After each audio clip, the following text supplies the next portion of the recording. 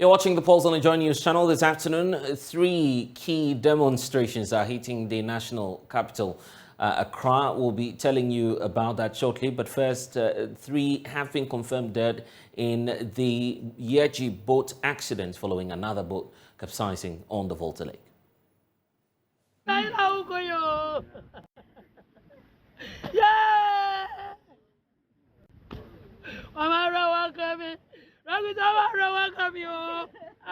How do we put an end to this perennial problem? We'll delve into the details shortly for you. But three protesters, I was indicating earlier, are hitting the national capital Accra today. First, we have scores of Nema residents who have taken to the streets of Accra to protest the poor state of their roads, abandoned projects, and what they describe as the general neglect by government.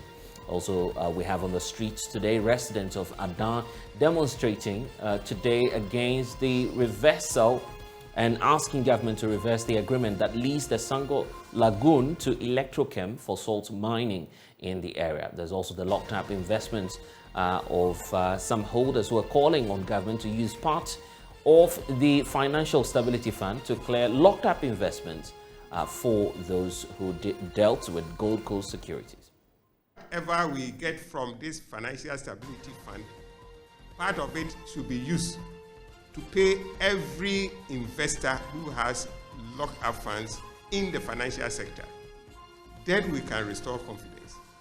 There's more coming up shortly, but Vice President Dr. Mahmoud Bawumia is also making his intentions clear now as he informs the New Patriotic Party Majority Caucus in Parliament that he is indeed in the race to carry the flag for the governing New Patriotic Party.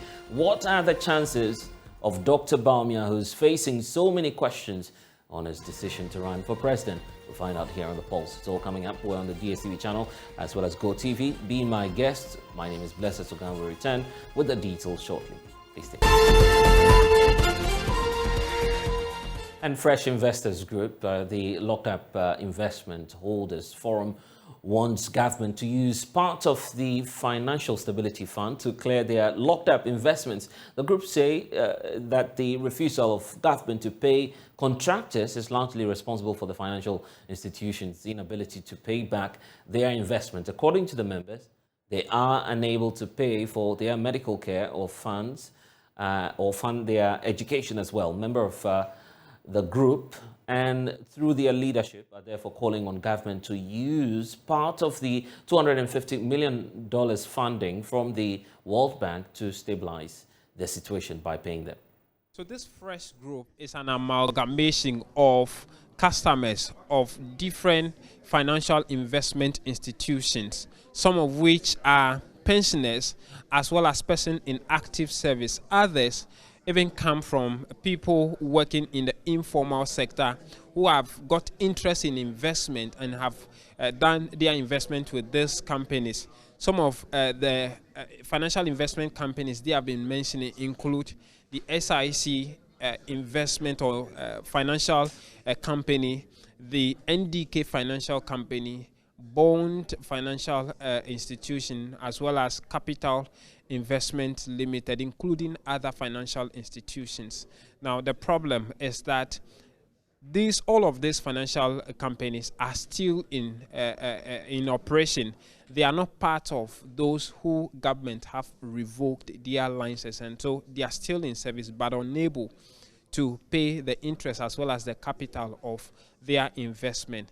Convener of the group, Dr. Eduana Nientri, have summed up some of the reasons they have been given to them for which they have not been able to pay them, which have been included in this petition that they have put together to send to the Bank of Ghana. In fact, they said that the Bank of Ghana have been able to mass up resources to pay customers of some financial institutions that are unable to meet the demands of their customers in 2017 when this issue came up. And so they are surprised why the Bank of Ghana at this point in time is not able to mass up the resources to pay them on this occasion. And so he has been outlining some of the reasons why the financial institutions say they are unable to pay them, the customers. Lack of patronage of their services arising from the loss of confidence in the banking and financial services sector following the banking cleanup exercise. Unprecedented withdrawals they experienced in the beginning of the cleanup exercise, virtually creating a run on their operations. Then the inability of their loan customers to service their loan facilities due to the general deterioration of the macroeconomic environment in the country and the effects of the COVID-19 on their businesses. Another reason is that the government inability to make payment against loans granted to government contractors against their interim payment certificates. We wish to believe that the Bank of Ghana appreciates the negative effect on public confidence in the Ghanaian. Whatever we get from this Financial Stability Fund, part of it should be used to pay every investor who has locked up funds in the financial sector. Then we can restore confidence. Then we can rebuild our financial sector. Then the financial sector would provide the support for the development of the economy. We wish to state that we shall do all things legitimate to ensure that Bank of Ghana works to protect us and get us back our lockup investment in line with Bank of Ghana's investor protection rule, which is a key objective of financial market regulation and a mandate imposed on the BOG by law. Respectfully, sir, we wish to advise that if we do not receive a positive response from you towards the resolution of our complaint, we shall explore other means of getting a resolution to our complaint. Meanwhile, some members or some customers of the NDK Financial Services as well as SIC Financial Investment Limited have been sharing their experience with us, what they have been going through in the past 3 to 5 years. I started savings with Bond Financial Services whilst I was working.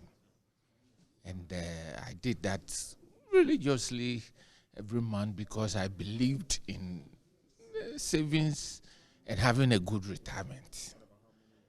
It's over, let me say, more than 12 years. 12 years. But for SIC Financial Services, it is when I received my lump sum from SNIT and knowing that SIC has some government interests, I decided to put part of the money in there. I had savings also with Legacy Capital. You see, all these 3 companies, SIC Financial Services, Bond Financial Services, Legacy Capital, when the cleanup came up, they decided to use the cleanup to stop paying interest on any investment.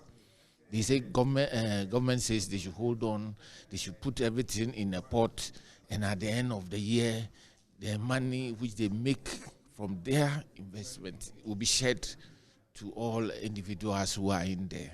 And for you go to the office, nobody says anything to you.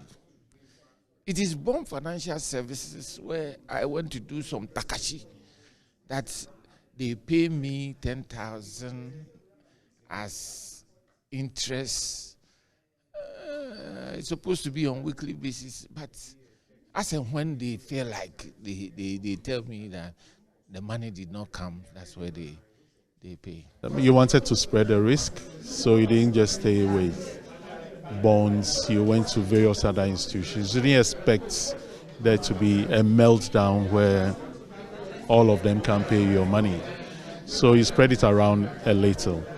But the whole idea is to be able to live a comfortable life after work. I came on pension about 2 years ago. Still have kids in school, and so you want to be able to have enough money to pay their fees and etc. Take care of your health needs, theirs as well. And now it's difficult because you can't get anything at all. So you rely on your pension, which was never adequate. So, but I knew that in the beginning, which is why I invested in these various institutions. And now virtually we are at the mercy of government. When was the last time you received any returns from your investment? It's about 3 years ago. From the Clocksack Auditorium here in Accra, my name is James Kwesi Aveji for JoyNews.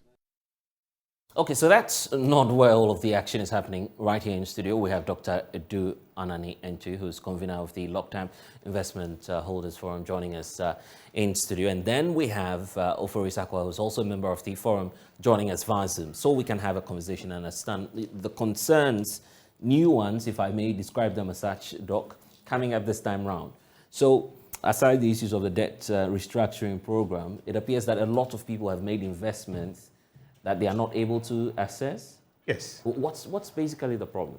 You see, the whole financial sector cleanup has a result that affected those who were not taken off, have also been affected. Some of them say they have also funds from the collapsed institutions that receiver is not giving them, even though it has been validated. You know how financial sector works. One firm can go down, and if you don't take care, it will pull with it a lot of firms, because they also have some savings or some investment with the collapsed one. So this is what is happening now.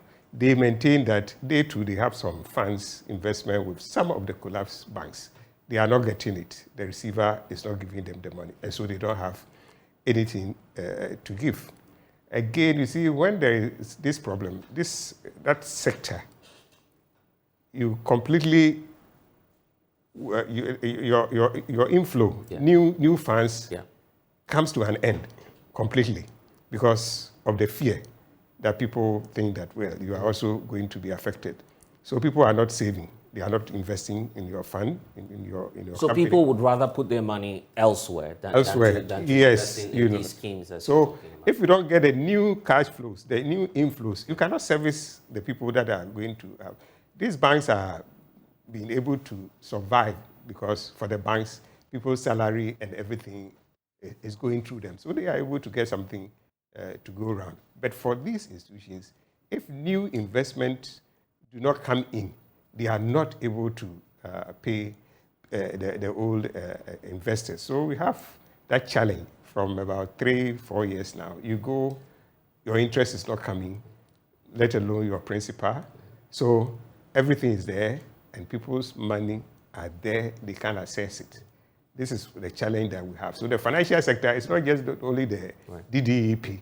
A lot of problems, even those that has been collapsed, that the collapsed one, their licenses have been withdrawn, they still cannot get their money because government doesn't have the money to pay them. So we must solve this problem holistically, not one side, then the others are also still there. So that's how come that these people are now... Why the Financial Stability Fund, by the way? Why place your hopes there, that this is where we can get all of the funding from government to at least deal with the payments? Well, at least the government has come out to say that as a result of the DDEP, some financial institutions will be affected. And that was one of the reasons or the assurance given to them to be able to come on board. That come on board, if you have some problems, we would assist you through the Financial Stability Fund to solve your liquidity problems. And we are saying there are other organizations who are already down there. They have the same liquidity challenges. That is why they cannot pay investors. So if you think that you can help the new ones that may fall into liquidity challenges, and you are not looking at the old ones that are also there, facing the same challenges that they cannot, and this is the whole financial sector. Right. You cannot segregate, you cannot differentiate it, that I will do this for these people, that segregation, no. Solve it holistically. So we are saying that even if we don't have any funds, We thank God that the World Bank is giving us something. That 250 million that is coming, government should do a conscious effort, speak to the development partners. If this was not even part of the reasons for giving, dram it home to them that you cannot stabilize this market when there are a lot of investment locked up that people cannot get their money. Then you say you have stabilized. How can you say the market is stable when people's funds are locked up? So why don't you use this part of this money to clear everybody who has investment locked in the financial sector for us to begin to move on a clean sheet? Well, let me hear from Overus Aqua as well. How unique is your story? I mean, having watched what transpired with regard to those who are pensioner bondholders, the push, of course, the stress they've been through, just mounting pressure on government to make a declaration on either being exempt or otherwise. You're facing a unique challenge now. I'm interested in your story as well.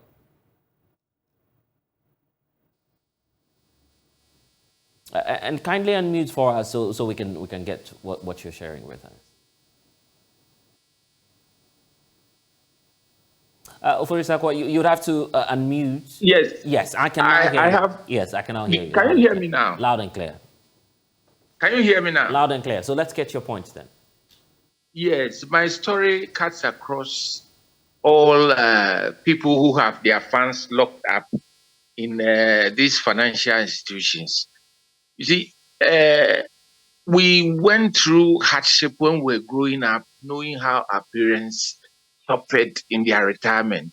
So in our working life, we decided to put in money so that we don't suffer when we are on retirement. At least we'll lead a comfortable life, and then when the good luck calls you, you go. So we decided to squeeze the little we have into savings and investments. Then we had this banking cleanup, and it affected our investments, which we have toiled to put in there. I was depending on the good adage that don't put your eggs in one basket. So I have investments in SIC Financial Services, Bond Financial Services, Legacy Capital, NTAC, and would have lived a comfortable life if all these people were even paying half or even a third of what I will get when the interest matures. But for 3-4 years now, I depend on my meager pension, which comes from SLED. And it's hard for me. I have children to take care who are still schooling, bills to pay, my car to maintain, buy ties, and I'm suffering. And I know a lot in my category are also suffering the same way. I'm just wondering, what's your greatest fear at this point? Pardon me? What's your greatest fear at this point? The fear is I would die and leave the investment for somebody I don't know. That's my fear. So government should pay me something small. At least let me buy my drugs. Let me maintain my car. Let me buy DSTV and watch Premier League. Those are the things a pensioner should be happy. Pensioner should be able to lead a happy life and grow till the good Lord calls you. But if I have all this investment in all these financial houses and I have to cry every night, I have to walk to them, they don't tell me anything, I cannot buy fuel, I cannot pay my light bill, I will die early. So please, my fear is I don't want to die early. So government should look at propping these people up so they can also pay us the interest, which we are due anyway. You know what? I think you need to really cheer up at this moment. No need to be sad. Of course, Doc, I'm sure that through your intervention, you are leading that charge to engage government. So, of course, the likes of Overus Aqua and others can have access to their funds. Have you commenced the processes already? Yes, we've sent a letter to the governor. The governor is in charge of those institutions. The letter was submitted on that's Monday, and we've copied the president and the minister of That's what you have before you right now. the Minister of Finance, to ensure that the governor does that. We've said that 2018, when there was a similar problem, affected institutions, their clients were paid their investment. But now the same similar situation has arisen. People cannot access their. Initially they thought these people were stable, so you wouldn't take their license. Yeah. But as I said, the financial sector, the way it is run, if you don't take one person goes off. And they needed a support. We are told, we read, and we have pointed out that one of the reasons why they can't meet our request for interest and principal payment is that they needed a support from the Bank of Ghana. They have something like liquidity support. Right. Apparently, the Bank of Ghana is unwilling to give them that support because... That's what you hear, unofficially? Unofficially. Right, okay. So we have written to the Bank of Ghana that this is what the people are saying, that they needed a support. You are saying by the current law and arrangements, they are not entitled. So let's go through the concrete terms you're perhaps pointing out in this letter as to the demands, the exact demands. Are you able to spell them out for us? Yeah, the first one is? Our demand is just that we want the Bank of Ghana, who is the regulator of these entities, do what it must do to ensure that we get our lock-up funds. You don't expect people to put their funds into the capital market, into the financial market, and not be able to receive it. And I keep on saying that the financial market has only one asset that matters most, and it is public confidence. The confidence that what makes you be able to send your money to a financial institution and go home and sleep. Peacefully. Peacefully.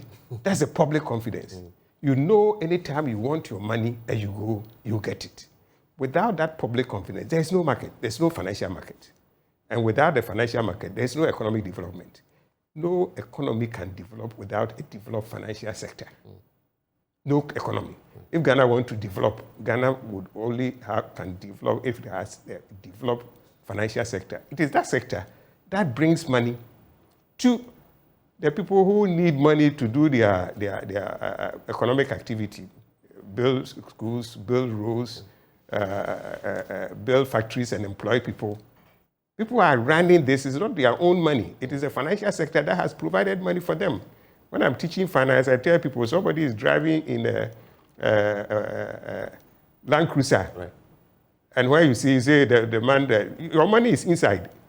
He went to the bank to pick a loan to buy the Land Cruiser. Right. It is your money, it is my money that we have put together that makes people able to take money and do certain things, including doing the projects that are needed to advance this economy. And you are a man that's wearing many hats here because you also have the expertise to diagnose what the problem is with this capital market.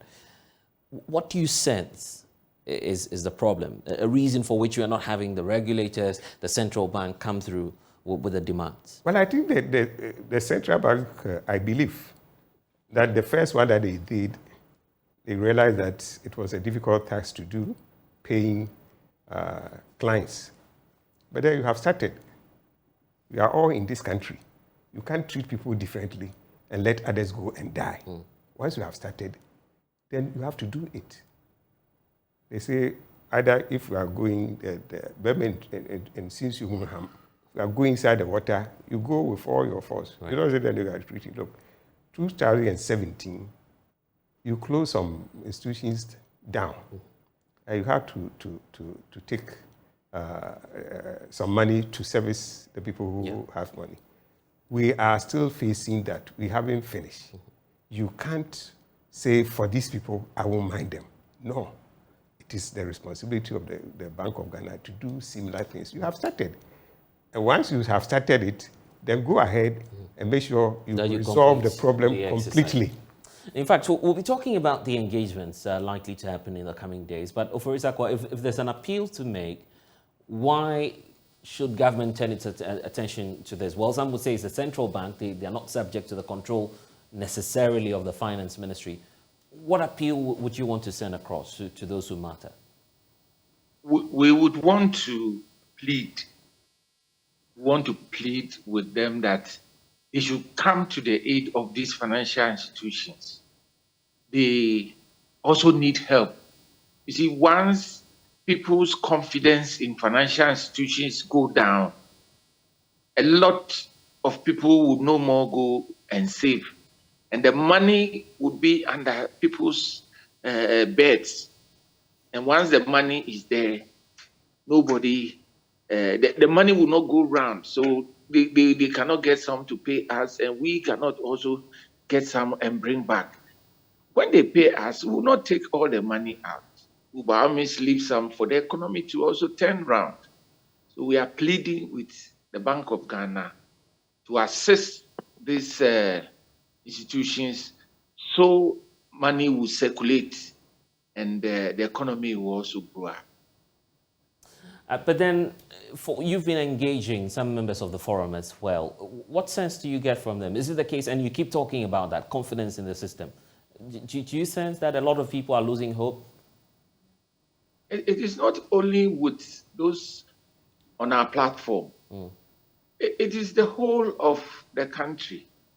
Now, if somebody has money, where does he go? He goes to the commercial banks, and they virtually would give you peanuts on your investment. Treasury bill is as fearful as the bonds, which is still hanging, government has not addressed fully. So where does he keep his money? He will have to keep his money under his bed. So it is for government to bring back the confidence in these institutions. Then everybody will be free to put his money there. And once your money is there, you will not take all your money out. And the economy would bounce back, and things will work in a much controlled way. So we are pleading with government. We are pleading. They should assist these financial institutions for the economy to come back to life. Okay. So, Dr. Anani, let's wrap up on the way forward. What meetings are likely to happen from now? Or what's your expectation? Well, this letter was delivered to the governor only last Monday. And copies has been sent to all the relevant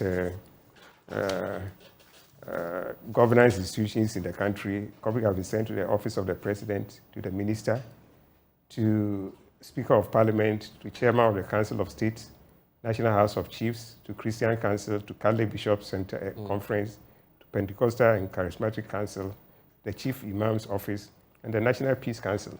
And then, of course, to all press houses, so that you let people know what we are doing to ensure that they get their funds back. We must all help to build back confidence in our financial market. Without the confidence, I keep on saying, you don't have any market. People are fearful putting their money into any security whatsoever, including even now, government bonds, because that was said to be a safer investment, which has tended to be not that very safe. So if people don't have confidence in this market, they will not. If you have your money locked up in the financial sector and your child gets money and say that I want to also go and put it there, would you say you should go and put? Who will say yes? Mine is locked there. So you to go and add yours for it to be locked up? No. That is the confidence. Right. Public confidence is eroded, and we must try and bring it up. We cannot stabilize this market when people's money are locked up. And that's why we are saying, if the stability fund is supposed to stabilize the market, then part of the fund, they should agree to use it to settle every lock-up investment for people to have their money. But I just hope that the central bank has acknowledged the letter ever since you sent it. Yes. They've acknowledged. They haven't spoken to me, but at least once there's evidence of delivery, it has been delivered. Yes. We'll keep our fingers crossed on this. Dr. Anani, thank you for spending some time with us here on the polls, and also to Overus Aqua for sharing their experiences with us. This afternoon, there's more agitation because scores of residents living within Nema, here in the Ayaso East municipality of the Greater Accra region, have taken to the streets once more today to protest the poor state of their road networks, abandoned projects, and the general neglect of their community, as they claim, by government. Even though Nima and Mamobi routinely suffer from inadequate provisions of basic facilities such as housing, water, electricity and drainage systems, the communities continue to grow. The President's commitment to slum upgrading of Nima and Mamobi was stated forcefully in his message of the State of the Nation, eloquently and elegantly delivered in Parliament on the 20th day of February 2019. The transformation of approximately 1,039 acres of prime land which Nima and Mamobi occupy will give meaning and beauty to the President's vision of inner city and Zongo development.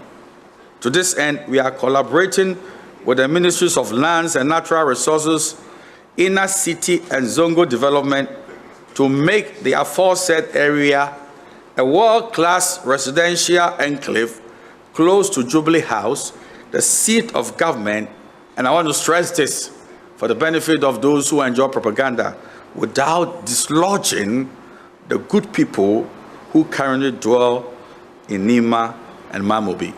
This is Samuel Atachia, former Minister for Works and Housing, speaking in May of 2019.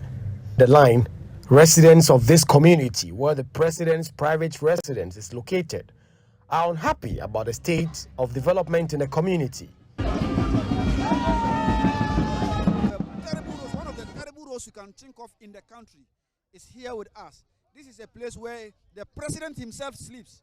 The Vice President lives in Kanda. This is the same constituency that houses the Jubilee House, the NADMO headquarters, the only 7 military hospital in Ghana, the nation's broadcaster. So these are the facilities that we are surrounded with in the constituency. And yet, the bad roads that we have. Nima is the mother of all the Ayawasos. Ayawaso started from Nima. And then we have now Ayawaso Central. Now we have Ayawaso West Wogon. We have Ayawaso North. And I can tell you, all these Ayawasos has been asphalted, except Nima. The promised redevelopment project has not started. Roads have developed potholes and the few projects there have also been abandoned. Residents hit the streets this morning holding placards and chanting slogans demanding action from government. They expressed frustration at living in a community with inadequate healthcare facilities, lack of basic amenities, and poor infrastructure. You see us on the road because too much. Look, this is what Tetteh for us to. You can see if I don't know whether if they are doing a galamsey here. I don't know because look at the holes. The water is coming in. So I don't know.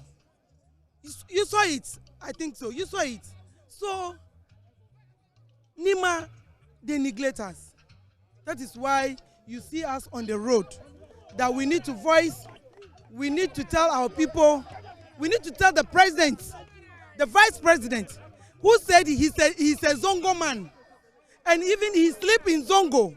He always his car always move on the Nima road, Nima highway. What are they doing to Nima? So we need Nima to change. We need Nima to be like Nima we know before. Many of the protesters highlighted the number of abandoned projects in their community as evidence of government's lack of commitment to their well-being. They want government to prioritize the need of the community and fulfill the promises made to them. We, the members of the Concerned Citizen Foundation, would like to bring to your attention something that we believe is unfair to the people of Nima, which requires urgent attention. Nima community has been neglected by this. previous government for long. Nema lags behind in terms of infrastructure development and other social recreational amenities as compared to other communities in Accra. First and foremost, the Nema Highway, which serves as a link between the Nema community and Mamobi to the north and Asylum down to the south, is in deplorable state. The road has deteriorated beyond imagination. Other roads linking the Nema Highway are also in deplorable state. Secondly, the AstroTurf at the Kwakukudi Park, which was started in September 2020, has been abandoned for no reason. The situation has deprived the community's soccer talent of the opportunity of a proper venue to train and exhibit their skills. Many soccer teams in the community have also been denied of a venue to train and play their home matches. Unlike Nema, surrounding communities such as Mamobi, Kanda have defined enormously what they've benefited enormously from development projects. But those in authority have turned blind eye at our plight. Why has Nema been neglected? Don't we pay taxes as other citizens from other communities? We deserve a share of the national cake. We are therefore petitioning the government through the Iowa East Municipal Assembly and CODA to answer a matter of urgency to, one, give the Nema Highway a befitting facelift that it deserves. Refurbish all bad roads that link Nema Highway. Complete the Kawokudi AstroTurf to benefit our soccer team. We are therefore giving the authority a 30-day notice to do the needful, else we shall continue with the demonstration. The residents of Nema have vowed to continue their protest until these demands are met. They say they are determined to continue their fight until their voices are heard. Let's extend that conversation now. I have some leading figures of the Concerned Nema Citizens Foundation joining us in studio. Alhaji Masood Maiga is founding member of the group, and Idris Yusuf is also one of the opinion leaders, and I believe you are all part of that demonstration. No need to talk about that, because we saw Alhaji Maiga stating clearly what your concerns are, and striking to say that you are amazed that this is the president's neighborhood, so he's supposed to be very confident with the challenges you have. Correct. Have you drawn the attention of the office of the president? Thanks for the opportunity. First of all, let me say I'm disappointed with the statement that Atachia just made. This statement was made back in 2019. 2019, yes. That is a promise. And from this has actually given them a lot of votes, because obviously if you expect someone to develop your community, you're going to vote for them. Although this problem has been a problem of the past, right. It's a problem that the previous government didn't do much about, and it was inherited by this government, and the government hasn't done much. I'm disappointed because we haven't seen any development.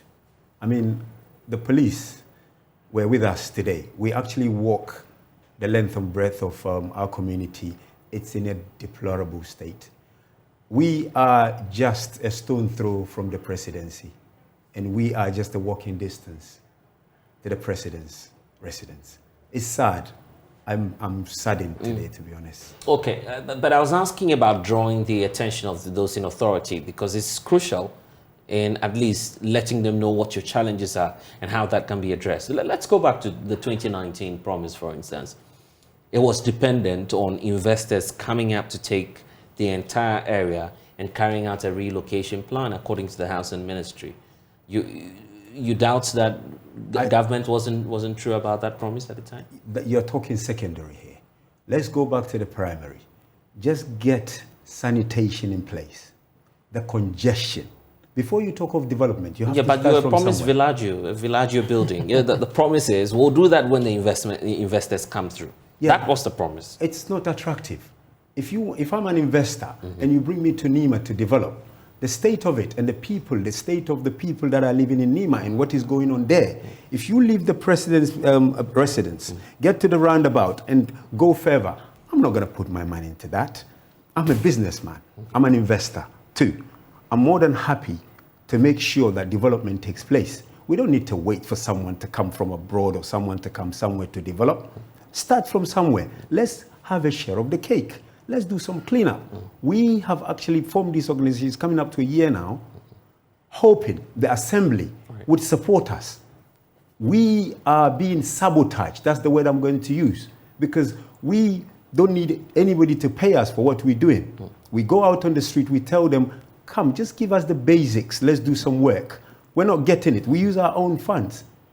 And they're still sabotaging us. So we've taken a break and go and have a look at the state of Nema now.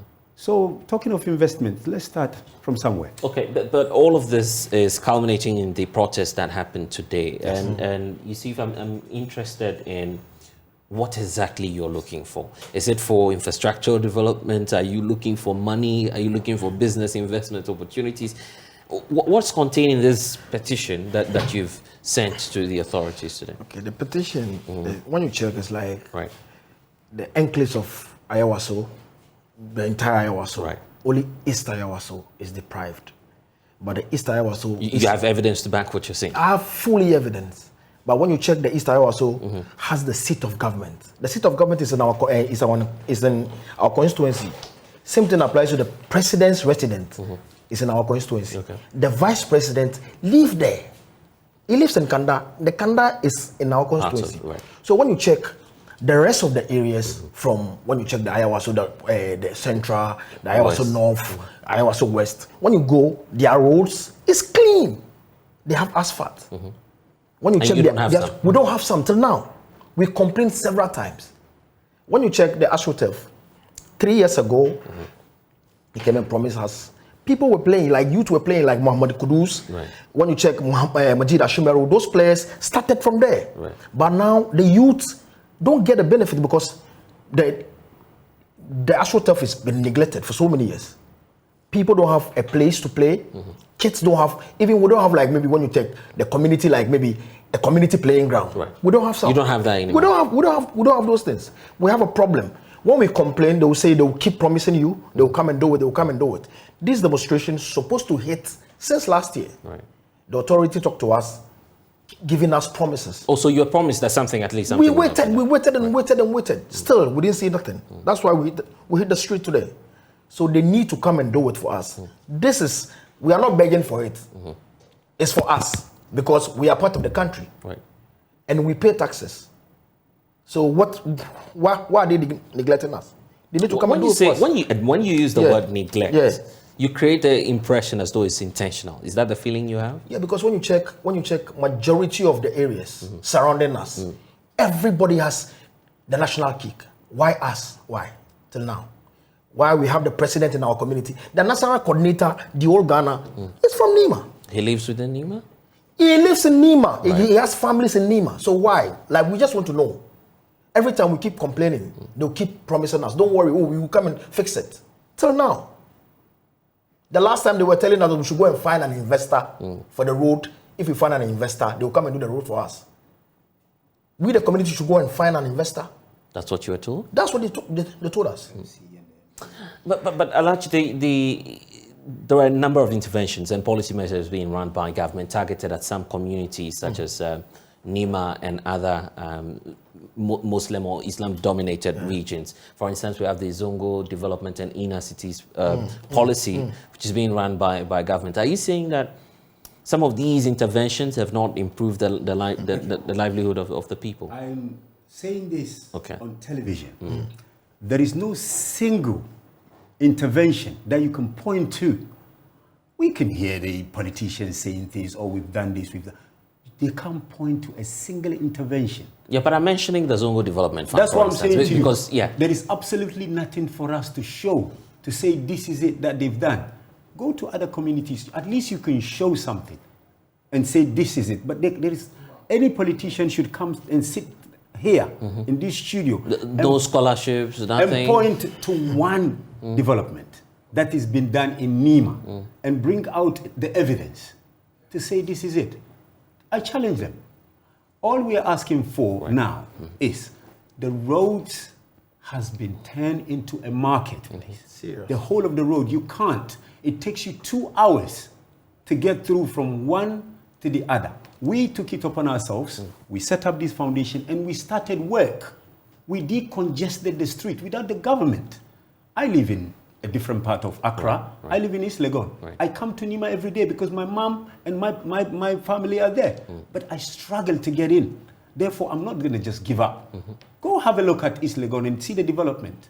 See how much money. And that's Ayawaso West, right? And why this part of Ayawaso? So I'm saddened. I wish I could lift Nema and take it somewhere else, because we I don't know, maybe they want to just get rid of us, but we're not going anywhere. Okay, but it's instructive to note that you're indicating that your group is non-aligned, you're not political. No, at all. You're doing this solely because? It's a foundation that we set up because we're passionate about our nation. The only place we can call home is Nema. We don't have a place. If you ask me what's my nationality, I'm a Ghanaian. Where is my hometown? I'll tell you it's Nema. What's unique about this place? And there are so many stories about the place itself. Now you have the opportunity to at least educate the public about Nema, but because you know also about the perception and how, of course, some people view. Let me tell everybody about Nema. Nema, the whole of Ghana, is the only place that you can find multiculturalism, where we have everybody living in Nema, and we live so peacefully with everyone. True. Everybody speaks every language. As I sit here, I speak Chi, I speak Ewe, all because of Nema, and I speak Hausa. So that is one unique feature of Nema. That is one. And secondly, the talent that comes from Nema is beyond belief. If Nema wasn't any great, the president would have moved. True. Why is he still in Nema? So you ask me of uniqueness of Nema. Education, we are highly educated. We're not just educated.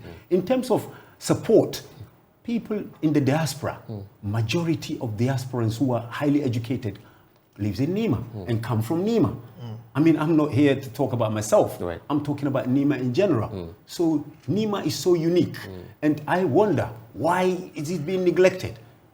Well, maybe because of the point I was raising earlier about how people see the place, the claims and reports that, okay, well, if you go in there, put your investment there, it's not going to be safe. I'm sure you've heard some of these. Okay, let me tell you. These comments on. Let me tell you. People have raised that with you before. I think Nema is the only place, just single road like highway. We have almost like 16 banks.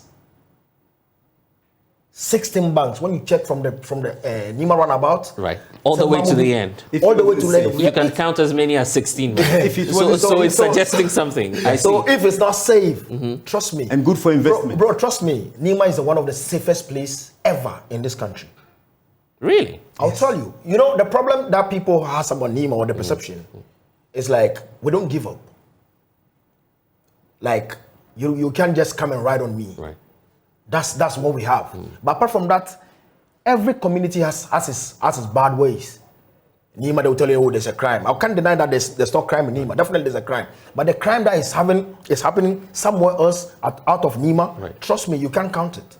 But Nema is like, they deprive the area. That's why they see Nema like that. But trust me, after this program, we can walk through Nema and see how the place is lovely. People like, we are lovely. We love each other. Yeah. Can I just yes, you just come in. We had a meeting with the Commissioner of Police just after this demonstration. Today, you're right. When we left, I mean, basically when we went to deliver this petition to the MCE, we went straight to the police commissioner. We thank him for the security that he offered us. He was extremely impressed with what we are bringing. Like I said, majority of the things that happen in Nema is not done by people from Nema. Believe me, they come from elsewhere, and we can get rid of them. That is one. Number two, you spoke about what is in for Nema. I just remembered. Right. It's the biggest business center in the whole of Ghana. I have evidence. The amount of lorries that come into Nema every night to just get goods out, and that goods goes all over Ghana. It's beyond belief. If you go to Nema in the night, you see cars coming from Niger, we're the biggest market. Togo, Burkina Faso. Money is in Nema. True. There is so much money in Nema, and safety and security is in Nema. I leave Nema at 2 a.m. to go to East Legon. Sometimes 1 a.m. Not because I'm from Nema, and I see people walk safely. You will never hear someone being... I see.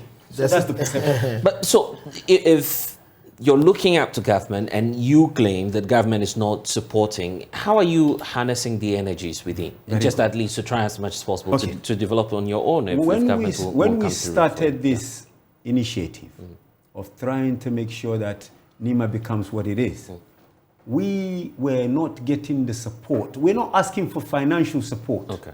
When you clarify that. Yes. Very good. We started with sanitation. Decongestion, those are our main goals. Right. It went well. You see the Nima roundabout? We have Kazito Catholic Church there. There were cars that were parked there. Some have been there for over a year. Right.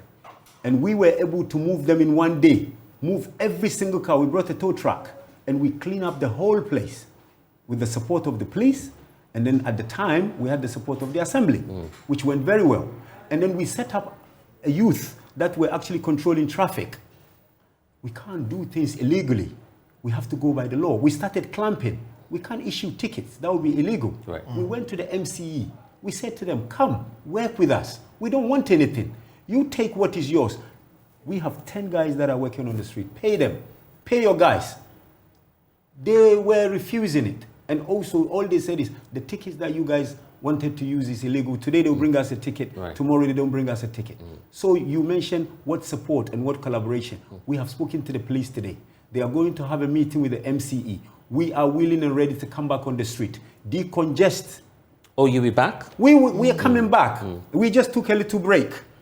And then if all fails, then we're going to use force to rebuild our nation, our community, where we come from. And we can do it. Okay. We need to go, but what will be your appeal to the authorities? And I'm just giving you a minute each so you can send that message directly across. So let's start with you. I think the only thing that our appeal to the government is they should come to our aid because we really need it. Nema is a place to be. Everybody needs to come to Nema and come and see how Nema is lovely. So they should develop the community for us. They should develop the area for us. The kids needs a playing ground. The kids needs place to play football. We need a lot. We have bunch of talent. So when they come to our aid, trust me, they can rely on us when it comes to maybe bunch of talent. When it comes to movie, football, whatever that maybe it is, even education wise. Trust me, we have brilliant students in the community. So we need help. That's it. Okay. My final word is, first of all, this demonstration has gone very well. Well, first of all, I'm going to use this mode to thank the security services. They've been very helpful. The MCE received our petition.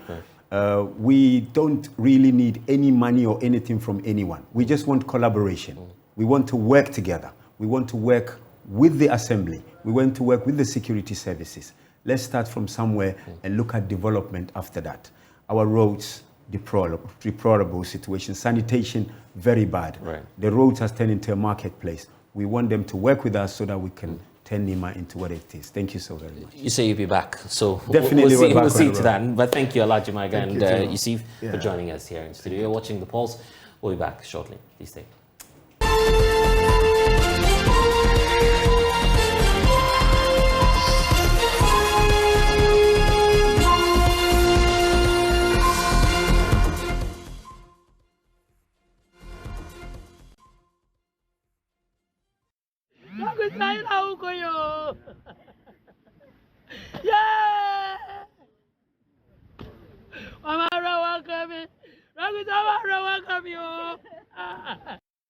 Start development there, but JoyNews is learning, just as you've seen that woman on the screens there crying, reportedly because some persons have been confirmed dead within the Yaji area after a boat capsized on the Volta Lake from the Mankargo area in the Savannah region to Yaji. We can now get more from Daniel Tetteh, who's the Bono East correspondent for our sister station at Dome TV. Joins us with more on this. Daniel, quite a sad situation, but have we confirmed the actual number of persons who've been lost to this accident?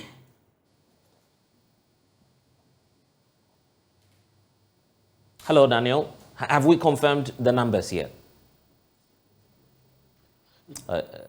Daniel, if you can hear me, I'm just asking about the numbers. Have we confirmed the numbers now? And kindly unmute for me so we can hear you. Yes, please. All right, yes. So what's the number now? Yes, please. The number now stands at 3, and according to the boat operator, they were Hello, Daniel.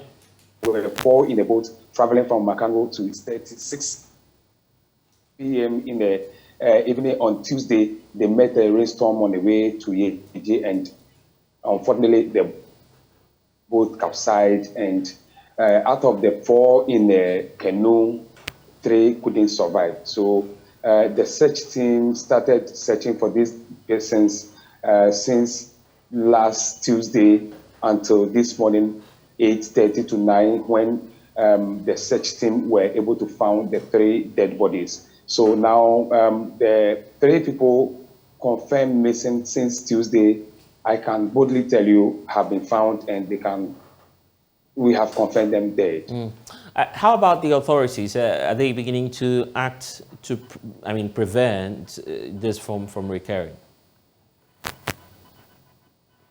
Well, we all know that Yeji, as we know, has one of the biggest fish markets in the country, and due to that, government, together with Ghana Maritime Authority and the Navy, have stationed some officers here who regulate the movement of those canoes and the boats that plow the lake. Now, ever since this incident happened, we have the Navy and also the Ghana Maritime Authority. They were on board with the search team that went to look for these 3 persons that we can confirm dead now.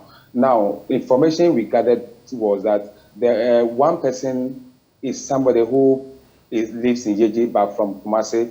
He does his business here, and the 2 other people are also from Accra. Now, the name we have for those from Accra are Desmond and Kelvin. Now, according to the information we gathered, they got to Makango late in the evening when the ferry that plies the lake has gone back to Yeji. So they begged this boat, the canoe operator, to help them cross back to Yeji. Now, according to the canoe operator, by 6:30. Hello, Daniel. 6 p.m. Daniel, we lost you briefly. If you could just take that point for us again.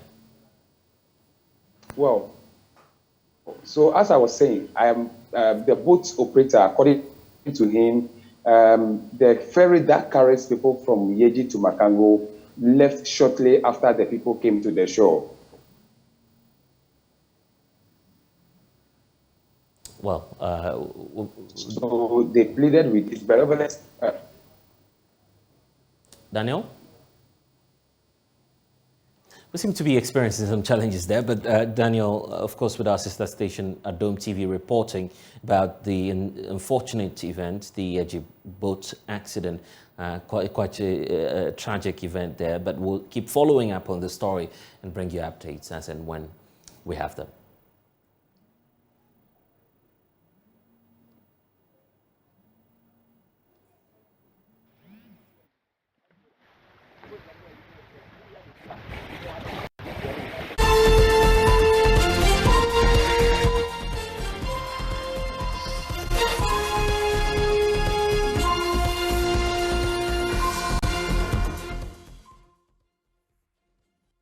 Well, Vice President Dr. Mahmoud Bawumia will be seeking to step in the shoes of President Akufo-Addo, as we understand that he has met some stakeholders indicating his plans for the future. It appears that once the nominations open, Vice President Dr. Mahmoud Bawumia will be in the race. But how true are these concerns? And of course, how do we take the Vice President seriously if he's not come out indeed to announce that? Joining us is Dennis Abuaji Miracles, of course, one of the known faces within the NPP, so he can help us out with all of these discussions. Dennis, I'm sure that you've also seen online, quote, Vice President Dr. Mahmoud Bawumia declares intention to run as Vice President.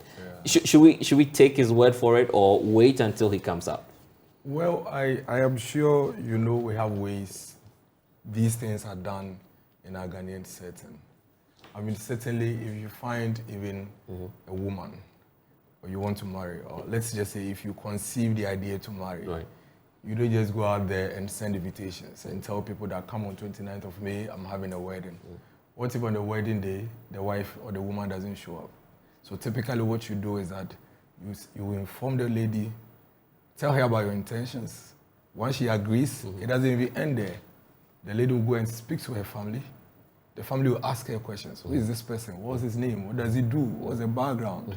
And then you also go to your family, inform your family. They will ask you, who is this lady? What does she do? And all of that.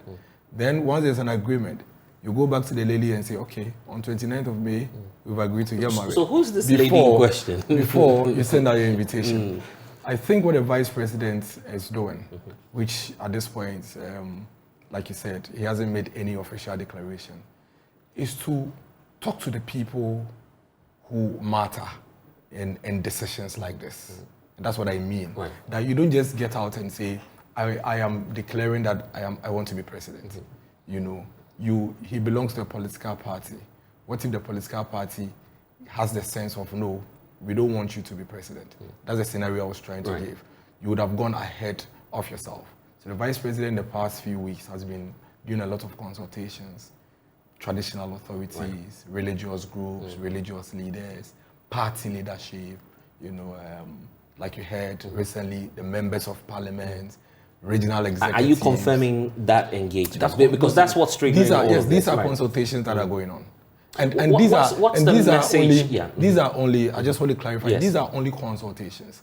The vice president feels that it is courtesy-wise, before you come out to come and say, I have plans to be president, you should have sought the opinion, the views of these key stakeholders to even understand how they feel about you and your decision, because you have conceived it. Right. The fact that you have this conception doesn't necessarily mean you should go on with it. And so it is after all of these engagements are done and the views of the people, of these stakeholders that is engaging, come to the point that, yes, indeed, if you decide to take this path, we are willing and ready to support you to make it happen. So Dr. Mahmoud Bawumia has not declared intentions to run. He hasn't. He's still consulting. He's still talking to the people, because that's the right thing to do. That's why I gave you that scenario. Okay, so I'm just wondering how that will work. For instance, giving this meeting with the members of parliament, he's going there to say, what do you think about me? I want to run for president. No, so let me just give you the basics. Right. So I am the vice president. I've been working with you for the past, 16 years or about, since 2008 when I became the running mate. We've been doing this party thing, been running government. We have a very important election to go for in 2024, and we need to prepare and make sure that we are sending we need the right message, we need the right logistics, the right people, and the right leader. Okay. And so I believe that in the current circumstance, I'll be the right person to lead our party to victory in election 2024. This is what I have conceived, and I've come to seek your opinion and as to how you think you'll be able to support me to deliver this victory to our party. That is the right thing to do. Don't you think that approach is better than the strategies I wake up? Different. No, in our Ghanaian setting, it is far better. It is a superior strategy than these members of parliament, these council of elders wake up in the morning and they see you on TV having a press conference telling the people of Ghana that I intend to run for the flag bearership of the party. There are people who own this party. The polling station executives, the constituency chairman, the regional executives, the national executive, the council of elders, the members of parliament. They are the true owners of the party. And it's important that if you are serious about an ambition of being a president, which you would intend to lead a political party, you get these consultations done before you set out. Are you suggesting that those who've gone ahead of Dr. Mahmoud Bawumia haven't done same by consulting, as you're using the word, these crucial stakeholders? Is that what you're saying? I don't speak, I only speak for... but you're creating a scenario that you don't just go on TV. I have no idea how somebody did his. Yeah. What I know is how the vice president... But you've seen some people on TV saying they want to run your party. I don't know whether they had done that already.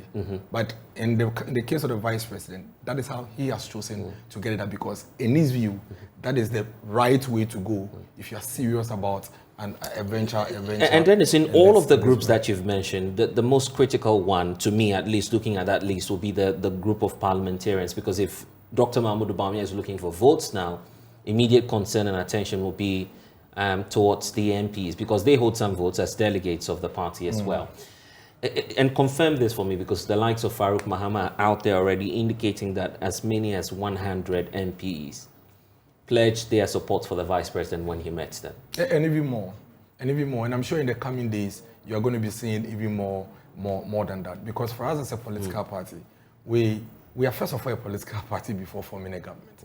It is a party that forms a government. And we're very, very serious about election 2024. We are very serious about ensuring that we take all the boxes and get our readiness fully sorted before we go into the elections. And the members of parliament and all the stakeholders that the vice president has met so far are very clear in their minds that in spite of whatever views or opinion you may have as a party member, at every point in time in a political party's life, there's always this one person. There is always this one person that, if you look at all the indicators, is ready to lead us into that particular battle. And it's quite clear, obvious, that the members of parliament, majority of them, overwhelming majority of them, believe that the vice president is the one that can lead our political party to victory to 2024. But is it not strange to you, and probably a time for us to look at the numbers and interrogate them, knowing that there are at least 2 members of parliament who've put out their names, who've said, well, we want to be the next to lead the party, the likes of Joe Gate, we have Kennedy Ejapong in there as well. These names do not ring a bell with the MPs for them to rather opt for Dr. Mahmoud Bawumia. I doubt if any MP would even come out and say, I have a problem with this person or I have a problem with this person. The issue is not about having a challenge or a problem with another person. The issue is about who, amongst all the people we have in our party, can lead our political party into victory. And that's what the members of parliament, that's what the National Council of Elders, that's the national executives, regional executives, that's what everybody will be looking at. Because if you're a political party, your preoccupation as a political party is to win elections first, before you form government. You can have all the brilliant people, the brilliant ideas. If you remain in opposition, you would have no opportunity to deliver what you have to do. So for me, in all my politics that I have studied, even if I have an Albert Einstein in my party, and that Albert Einstein cannot win elections for me, I would take the one who can win the election. Then Albert Einstein can support that person to form a government. I guess you're putting the Einstein ahead of the rest now, isn't it? So Dr. Mahmoud Bawumia was touted as the economic whiskey. You said he had the solutions to all of our problems. So fortunately in our political party, we happen to have in the vice president an Albert Einstein, one that has the capacity, who's been tried and tested, who's been there before, not necessarily, one that has the competence to be able to be the kind of president that we will need post 2024, and one that will be able to deliver victory for us. And that's what we are. And I'm glad that when you started speaking, you indicated clearly that the vice president has been there since his appointment as the running mate to President Akufo-Addo. You touted him as the economic messiah. So why give him the opportunity again if clearly the figures do not support Why him? not? I mean, what figures are we looking at? We in running an economy and in running a state, there are several indicators. You understand? Of course, there are other areas that we still have room for improvement. Of course, there are other areas also that we've done so well. So we are looking at it holistically. And when you look at it holistically and you put out the scorecard sector by sector, Dr. Bawumia and this government has done very well in several other sectors. We have challenges with our macroeconomy, inflationary issues, exchange rate issues, no doubt about that. But remember how quickly in 2022 our exchange rate went so bad. In that same way, it could improve. We still have 1.5 years. And so for me, until we get to the point where we have to now go to the people to go and account to them, you can never say never. I mean, as of December last year, fuel prices was about 23 cedis, right? 4 or 5 months down the line, it's gone down by almost about 50, 60%, around 11 point something. Dollar, somewhere in December, went all the way to about 16 cedis. Today, it's about 11 cedis, 11.95, thereabout. So long as we haven't completed the term, we can always appraise us at the time, at the point we are. But ultimately, we'll go to the people at the time of elections and give them our scorecard, sector by sector. It is at that point that the real appraisal can be done. And then finally, the verdict will be shown in the ballot. I'm interested in the national conversation because already some reports are out. EIU, I'm sure you've seen that as well, predicting some misfortune for the NPP going into the 2024 elections. But the first bridge to cross would be the delegates. Are you saying, then, is that in the NPP today, Dr. Mahmoud Bawumia represents your best choice, your best chance at getting or securing that agenda to break the 80? Is that what you're telling us? Yes, both in the NPP and even Ghana as a whole, the times we find ourselves in. Dr. Mahmoud Bawumia represents the best choice for both the NPP and both the people of Ghana in every aspect. I mean, so once we get into the conversations proper, we'll be able to dissect the persona of that Dr. Mahmoud Bawumia, and then we'll be able to know what the real issues are. But of course, for us as a political party, Dr. Mahmoud Bawumia is our best bet to go into the next elections. Because I mean, in a political party, you don't just look at yourself. Look at your opponent. You look at who you are going to face. We have 38,622 polling stations. That is where the votes will be cast. Who is it that is in our party that is going to appeal to the people across the country to get us the needed vote so we can continue whatever it is that we have to do? So we are very clear in our minds. And I can tell you, I mean, you just wait for the next few days. You would see the polling station executives, the electoral area coordinators, regional and national executives, members of parliament, the rallying call around Dr. Bawumia. Not because there are issues with the other candidates, but simply because the times we find ourselves in. When you do the SWOT, when you do an analysis of us as a party, do an analysis of the people who want to run, and then you do the analysis of our opposition party or opponent, clearly it falls on the And I guess for some political watchers, even the president, Nana Addo Dankwa Akufo-Addo, did not see this coming, where Dr. Mahmoud Bawumia would naturally succeed in. Many have referred to his comments after winning that victory to run for the 2008 elections, indicating that the likes of Trade Minister Alan Chermatin will come after him. You've seen such tapes played all over the place, of course, the president endorsing for Sam Alan to be the next to lead the party. It happens in every democracy. I mean, very few people thought we were going to have a black president in the US. Very few people ever thought we were going to have a woman vice president. I mean, Professor John Evans Atamels, we know how he came into politics. He was nowhere near politics. Former president, His Excellency John Dramani Mahama, in the NDC, at the time he became president, was nowhere near the presidency. The key thing is that as a political party, at every point in time, it is who it is that can lead us into battle and get us victory that we look at. And that is, for me, I think, is what the MPP is looking at. So you're absolutely right, but in spite of what anybody would have thought, secession doesn't matter in the NPP any longer. Democracy has no secession. It's not a monarchy. Really? Democracy has no secession. Your party has conventions. No. Where lies that convention? It has never been anywhere.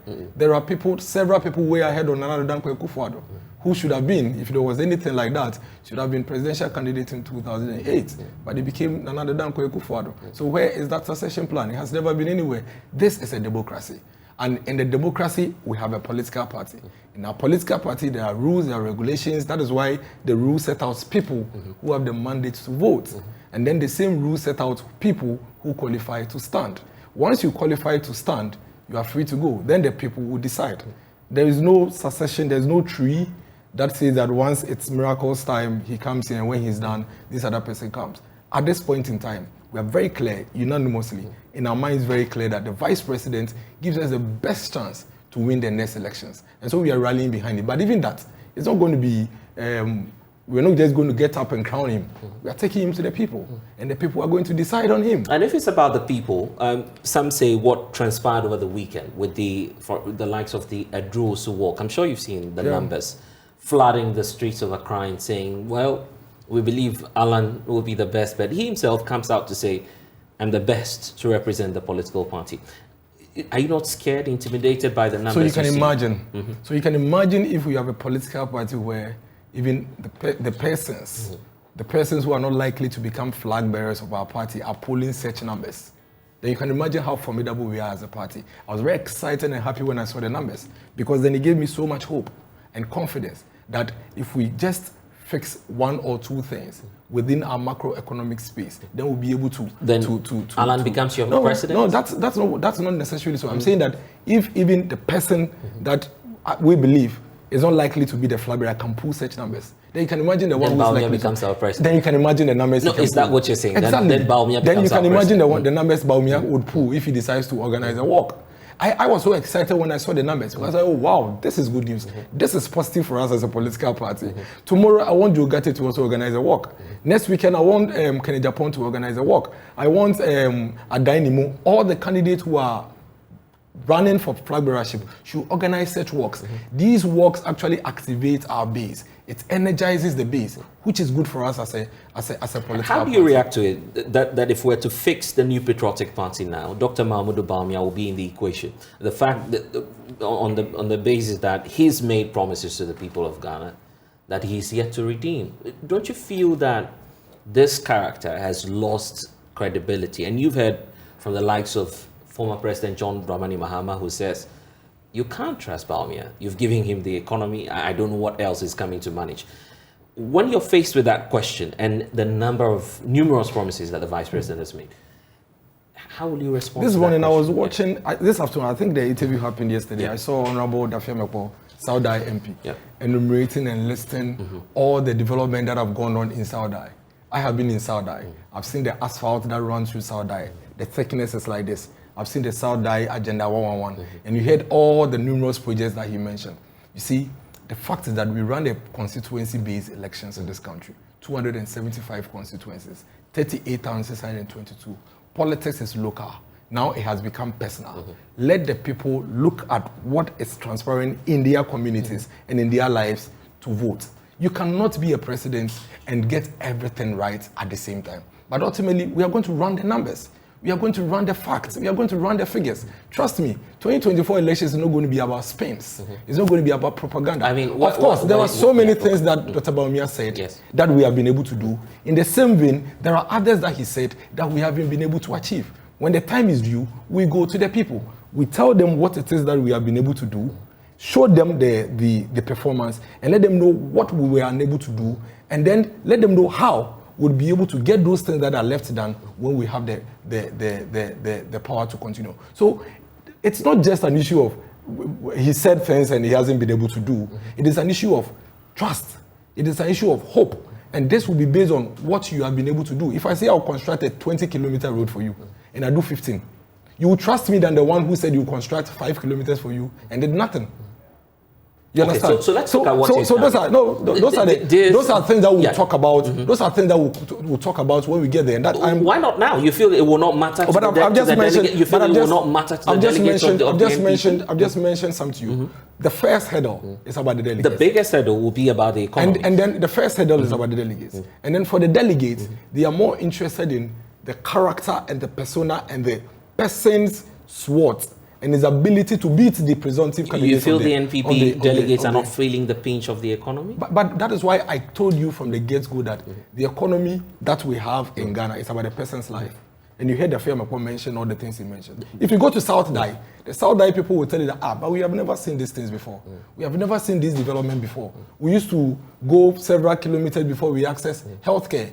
We used to ride on these very dirty, dusty roads. Today we have this. You haven't been able to do all you promised when it comes to the macroeconomy. But because of this, we want to let you continue. This time, go and fix the outstanding. Yeah, but it will not be the same for someone who's in Nema. Just go by those from Nema asking that you deal with their concerns. That is why when you are discussing elections, you take it to the constituency. But ultimately, the issue and the concerns will be about the economy. No, why trust someone who says, I'm an economist? And you look at the records or the scorecard of the NPP in terms of managing the economy and where we are now is nothing to write about. So the person will first of all say that, when you came in 2017, we saw how it was. And then by 2019, we saw how much we have improved. What happened? They will ask you that first question. Then, because you are campaigning, you have an opportunity to explain to them. Said, you realize I did so well within this period. But unfortunately, this is what happened. We're not so ready as a country. We're now fixing the fundamentals. As of 2019, we had just started rolling out this industrialization drive. It was now taking shape. It was in 2020, 2021 that you saw a few of these factories coming up. These are the things we need to fix the fundamentals so that we can reduce our dependence on import. Unfortunately, this COVID, Russian-Ukraine war came at a time where these fundamentals were not grounded yet. And so the shocks we couldn't withstand. And that's why we encountered this. But you can realize that we are recovering. Give us time and we'll be able to get there. The Ghanaian people are discerning. Because when we leave, they're also going to encounter the opposition party. And the opposition party is also going to show them their scorecard and tell them how they performed when they also encountered challenges. Then we would compare. So you see, it's not only going to be about what we couldn't do or what we did. It's also going to be about what you did, what you couldn't do, and what your opposition party also couldn't do. And then we'll compare. That's why I gave you the scenario. That's why I gave you the scenario. That's why I gave you the scenario about the road kilometer. I could have promised you 5-kilometer road. I did 0. You promised 20-kilometer road. You have done 10. Indeed, you haven't done 10 kilometers, so you haven't done so well, but you are better than me. Because I have nothing to show. Really? Yes, because you have done 10 kilometers. I did 0, even though I promised 5. So the NDC did 0? I mean, it's just an analogy, but it's a very reality. Okay, because when the NDC encountered challenges, economic challenges, albeit it was domestic, we saw what happened. Multimedia here, you laid off workers. Okay, because your operational cost was high. Okay, but some are people lost their jobs. Some Industry shut down. To put the sentiments to a test. You've seen the report from the Economist Intelligence Unit, EIU, predicting that given these same prevailing economic challenges that are, of course, bedeviling the Ghanaian economy, it's giving an edge to the opposition party, and they may win the 2024 elections. We don't. Why bring the same face that promised a change of the economy when the EIU is telling you, well, your economy is not as good as it is? Why bring someone who promised to change it? But you think that the people who said that if the economy is not faced, we are not going to vote for the MPP, but we'll vote for the NDC. Why the same face from the NDC? The same person that sent this country into a gloom. If these same people, as you claim, are willing to vote for somebody that sent this country into a gloom. Are you endorsing John Mahama? No, I'm just giving you. No, I'm just asking a question too. I am saying that are you endorsing John Mahama? No, the claim you are making. That some people are saying that why are you bringing this same person who promised that? This is John Mahama, a presumptive candidate. One that sent Are you endorsing John Mahama? For the candidature of the NDC. Yes. But they've skewed everything for him. Okay. But they've skewed. I thought you said what? No, but the NDC have already skewed. No, you're presuming. No, but you keep. You're presuming that NDC members will vote for John Mahama. No, haven't you heard? Right. Almost every single NDC person says he's a presumptive candidate. Okay, I'm not a member of the NDC. No, but I've heard them. Okay, right. Unless you haven't heard. I'm sure you have. I haven't heard. I mean, presumptive, you haven't heard. I'll be surprised. But so it tells you that when we get into the elections, we also have a candidate that his scorecard is going to be played to him. Okay, so I see. What we are seeing now. That is why I keep telling you that. You have drawn the contest already, that this is going to be between John Mahama and Dr. Mahmoud.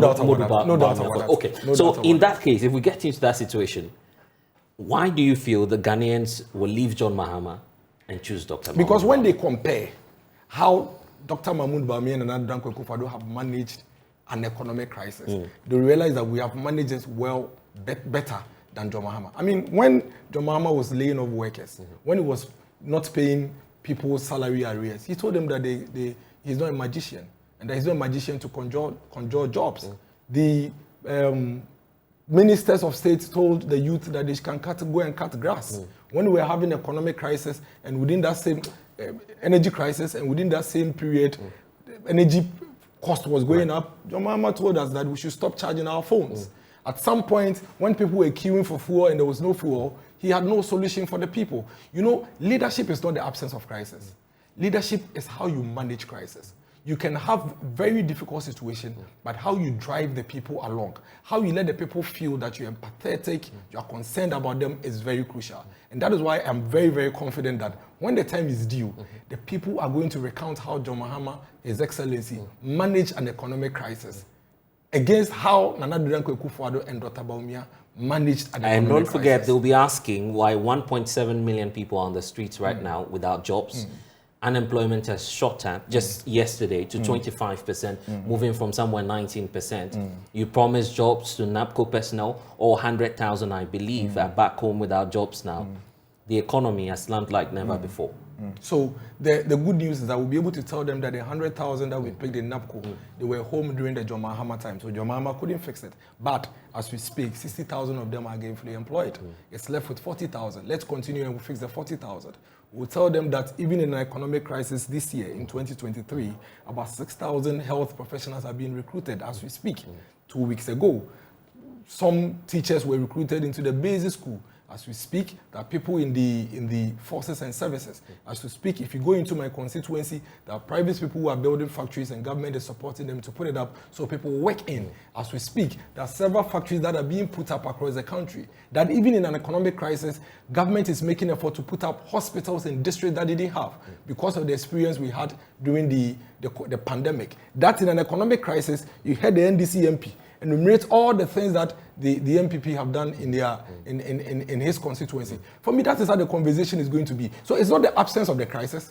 It's not the presence of the challenges. Right. It is about how Dr. Mahmoud Bawumia and Nana Addo Dankwa Akufo-Addo manage this crisis at its height, and how John Mahama, His Excellency, also managed it. And trust me, we are not going to just sit down and allow figures to be thrown and spin. We are going to go into it. We are going to test it. We are going to test it. And about the EIU report, we take all research and reports seriously. Our responsibility is that when these things come up, we work at it and make sure that we improve. Don't forget, the EIU, I'm sure before the next election, is going to come up with about 2 or 3 more. Our job is to make sure that in the next report, it's improved. After all, the people who probably were complaining as of December or January this year for the high cost of fuel prices now would realize that it's gone down, it's going down. Opinions may be shaped by that. That is the essence of leadership. You strive to improve, and that's what Dr. Mahmoud Bawumia is willing Any to final do. Idea of when Dr. Bawumia will fully come out and declare his because I guess in about 2 or 3 weeks the nominations will open? I do not want to preempt, but definitely very close to the opening of nominations. This declaration will be done, by which time all the consultations, all the engagements would have concluded, and then we'll get there. But trust me, the people of Ghana in the polling stations, the communities, the chiefs, they understand the situation we find ourselves in, and they are very confident that in the face of the crisis that everybody is facing across the world, we have in Dr. Mahmoud Bawumia a leader who will be able to work with us and get us out of it. You support him fully, I guess? 100%. Okay, so that's Dennis Miracles Abuaji joining us. He'll be back again, and he says we'll be subjecting all the figures to a test. So interesting times ahead, but we're grateful for your time. Don't forget that we're also looking at poetry in Ghana because it's gone through several stages. It's progressed from being some sort of scoffed situation upon, and of course now there are some institutions that are making attempts to bring it back to the front burner. There's more in this report for you. Poetry has mostly evolved into a kind of representation and a means of addressing societal issues through written and spoken words. Ghana's poetry scene is gradually expanding. Writer and poet Apioko Sairam Ashon Agbe asserted that more women have been given larger platforms as the poetry community has developed. It's grown a lot. For one thing, we have more women. Now we have an entire slam dedicated to female poets. That wasn't the case before. And now we're having events like this where we're on JoyNews or on different platforms. I work with City. Poetry is showing up. It wasn't so before. You have events where the first thing somebody thinks about is let's get a poet to open the event. It wasn't like that before. You only think of a musician, at best a cultural troupe, but it's changing. And I also think that young people are now seeing poetry as a viable craft and a viable business opportunity within the creative arts. There's still a lot of work to do. She also revealed that most Ghanaians mask themselves in order to deal with issues happening in the country. I think that Ghanaians wake up every morning and wear a mask. We keep it pushing. We tend to hide our feelings a lot, our emotions. We're a little more diplomatic about what we're really thinking when somebody offends us and whatnot. But even just dealing with some of the situations in the country, we wear masks and, we keep the fire burning regardless of what we're going through. Director of the Writers Project of Ghana, Dr. Martin Egbele-Wogbe, indicated that the Gwerth Abansho project is a platform that will help them engage deeply with poets and how best they can contribute to development. It's a new kind of concept of engaging with poets that we, as Writers Project of Ghana and the Gwerth Institute, have come up with. It's new but not too new, having already gone through about 1 year. But the whole idea actually is to create a platform where we can engage more deeply with poets. So not only do we listen to their poetry, we are able to ask what are the ideas behind the poems. Are there other things that the poet might want to say beyond the lines that they've presented? Worth Abansro is held on the first Wednesday of every second month. Jacqueline Ansuma Yeboah's report for Joy News. What is your greatest fear? And that's all we have for you here on The Pulse. I'm Blessed Sogah. Log on to myjoyonline.com. We have scores of stories there for you to catch up on next.